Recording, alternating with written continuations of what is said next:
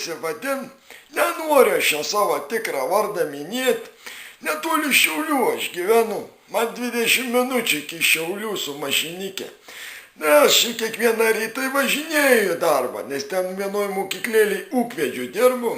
Bet dabar benzins kaip pabranga, tai aš su autobusu važinėju, man ir pigiau gaunas. Nu ir šiaip nėra blogai, ką ten.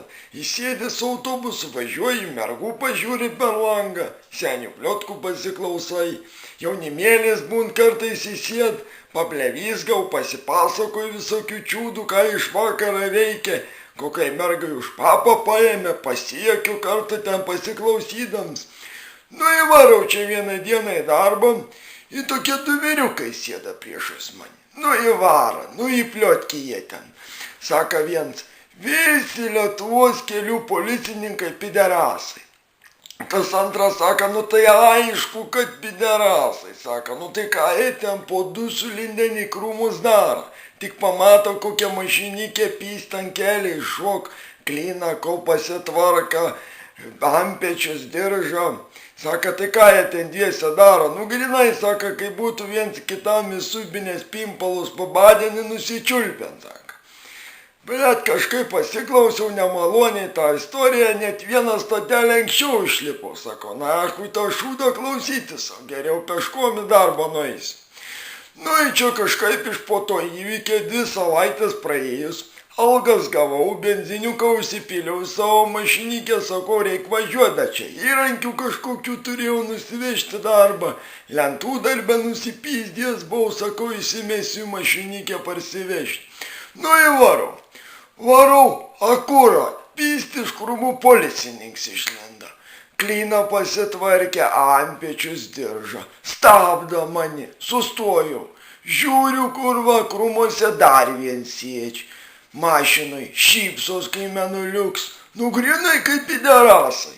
Nu į tas prieja prie mano mašinikės langą pradariau, jis man sako, ten neprisimenu dabar, labas rytas, ten policininkas Algelis, kaip ten dokumentus gal turit parodyti.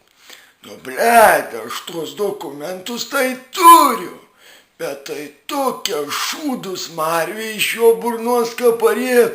Nu, blet, kaip tie vyriukai, ką pasakoja, grinai, kad būtų pimpalus įsubinęs pakaižėn ir nusičiulpę, nu, grinai šūdais, kad pasmirda iš jo burnos.